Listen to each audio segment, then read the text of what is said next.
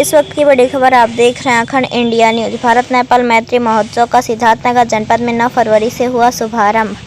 सिद्धार्थनगर भारत नेपाल सीमा पर स्थित उत्तर प्रदेश के 8 जिलों में भारत नेपाल मैत्री महोत्सव की शुरुआत 9 फरवरी को सिद्धार्थनगर जिले से की गई।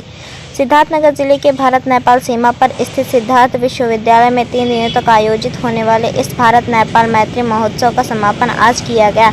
इस मौके पर स्थानीय भाजपा सांसद जगदम्बिका पाल, भाजपा जिला अध्यक्ष कन्हैया पासवान और नेपाल राष्ट्र के पूर्व सांसद अभिषेक प्रताप शाह ने शिरकत की और भारत नेपाल के विभिन्न विधाओं में निपुण कलाकारों को प्रमाण पत्र देकर उन्हें सम्मानित किया। उत्तर प्रदेश संस्कृत पर्यटन विभाग द्वारा सिद्धार्थनगर, महाराजगंज, कुशीनगर, श्रावस्ती, बलरामपुर, बहराइच सहित भारत नेपाल सीमा से सटे 8 जनपदों में 29 फरवरी तक इस कार्यक्रम का आयोजन होना है। और इस बाकी कार्यक्रम के समापन अवसर पर आए स्थानीय सांसद जगदम्बिका पाल ने कहा कि आज पूरा विश्व भारत की तरफ देख रहा है। आज भारत नेपाल सीमा के सिद्धार्थनगर जिले में भारत नेपाल मैत्री महोत्सव का आयोजन इस बात का प्रमाण है कि दोनों देशों की संस्कृतियाँ कितनी मिलती हैं। भारत और नेपाल के बीच रोटी बेटी का रिश्ता है। उन्होंने कहा कि आज पर्यटन और संस्कृति विभाग के इस आयोजन का मकसद यही है कि दोनों देशों के लोग एक दूसरे के करीब आएँ और हमेशा से भारत नेपाल के जो संबंध है वह और मजबूत हो। जगदीश कुमार की खास रिपोर्ट। भारत नेपाल मैत्री महोत्सव का शुभारंभ 9 फरवरी को सिद्धार्थ विश्वविद्यालय सिद्धार्थनगर से हुआ है और भारत नेपाल मैत्री महोत्सव हमारे प्रदेश के जो 9 सीमावर्ती जनपद हैं और सभी जनपदों में मनाया जाएगा। इसका जो मूल उद्देश्य है वो हमारी जो समृद्ध सांस्कृतिक आध्यात्मिक परंपरा है उस परंपरा से आज की युवा पीढ़ी और विद्यार्थियों को जोड़ना है। जैसा कि हम देखते हैं कि हमारे और नेपाल के बीच हम पुरातन काल से ही देखें तो बहुत सांस्कृतिक रूप से समृद्ध संबंध रहे हैं। जैसे हम जनकपुर और अयोध्या को हम देखते हैं तो हम अभिवादन में भी एक शब्द बहुत यूज़ करते हैं, आप सबने सुना होगा, बहुत लोकप्रिय है, सीताराम, तो यानी वहाँ की माता सीता और यहाँ के राम जी। तो हमारी परंपरा तो इस रूप में अमर है।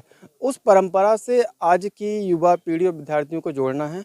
हमारे माननीय मंत्री जी, संस्कृति और पर्यटन मंत्री जी, उनकी प्रेरणा से ये कार्यक्रम एक भव्य स्तर पर करने की उनका उद्देश्य था। उनके मार्गदर्शन में इसको इस प्रकार से डिज़ाइन किया गया है कि अधिक से अधिक युवाओं को और विद्यार्थियों को इससे जोड़ा जाए। उनके स्पष्ट निर्देश थे कि प्रोग्राम ऐसे दूरस्थ क्षेत्रों में किए जाएँ जहाँ के विद्यार्थियों, शोधार्थियों और युवाओं को इनसे सीधा जोड़ा जा सके, क्योंकि दूरस्थ इलाकों में इस प्रकार के जो सांस्कृतिक आयोजन सामान्यतः नहीं होते हैं। जब उन तक इस प्रकार के कार्यक्रमों के माध्यम से अब वो अपनी संस्कृति को जानेंगे, उससे जुड़ेंगे, तो जैसे जैसे हमारी संस्कृति समृद्ध होगी उसके अनुरूप हमारे युवा और हमारा देश प्रदेश भी समृद्धता की और बहुत तेज़ी से अग्रसर हो। क्यों इसका आयोजन? देखिए, नेपाल हमारा पड़ोसी राष्ट्र है, न केवल मित्र राष्ट्र है। नेपाल से भारत का हमेशा रोटी बेटी का संबंध रहा है। मैं धन्यवाद दूंगा अपने उत्तर प्रदेश सरकार को, मुख्यमंत्री योगी आदित्यनाथ जी को, संस्कृति पर्यटन मंत्रालय उनके मंत्री जयवीर सिंह जी को, कि ये 8 जनपदों में 21 दिन तक लगातार न केवल भारत या उत्तर प्रदेश या नेपाल बल्कि भारत के विभिन्न राज्यों को भी आपने देखा ही, मध्य प्रदेश की हमारी जिस तरीके से पाली जी कार्यक्रम परफॉर्म कर रही थी, और नेपाल के ये कल्चरल एक्सचेंज है, सांस्कृतिक आदान प्रदान है।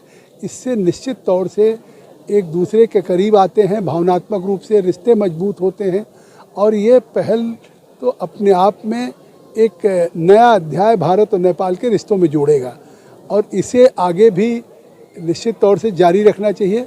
और इसमें मुझे लगता है कि अगले सालों से हमारा प्रयास होगा कि हमारे नेपाल के मित्र राष्ट्र के मंत्रीगण आएँ, सांसदगण आएँ और उत्तर प्रदेश के भी मुख्यमंत्री जी, मंत्रीगण सभी इन कार्यक्रमों, क्योंकि जिस तरह से संस्कृति विभाग ने पहल किया, मैं उनके कमिश्नर मुकेश मिश्राम जी को भी धन्यवाद देना चाहूँ।